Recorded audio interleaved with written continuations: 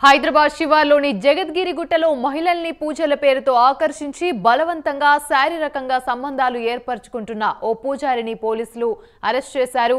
Jagadgirigutta police station పరిధిలోని అస్బెస్టాస్ కాలనీలోని ఆంజనేయ స్వామి ఆలయంలో వేల్పూరి రాము పూజారిగా విధుల్లో ఉన్నాడు. ఆలయానికి వచ్చే అమాయక మహిళలకి వలవేస్తూ పూజల పేరుతో శారీరకంగా లొంగదీసుకుంటున్నాడన్న ఆరోపణలు ఉన్నాయి.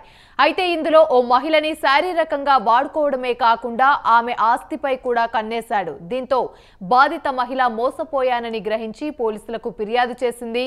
రంగంలోకి దిగిన పోలీసులు పూజారి వేల్పూరి రాముపై IPC 417, 354A, 354C, 506, 376, 384, read with 109 సెక్షన్లతో పాటు 66E, 67A ఐటీ యాక్ట్ నమోదు చేశారు. పూజారి రాముకి సహకరిస్తున్న అతని సోదరుని కూడా పోలీసులు కటకటాల వెనక్కి నెట్టారు.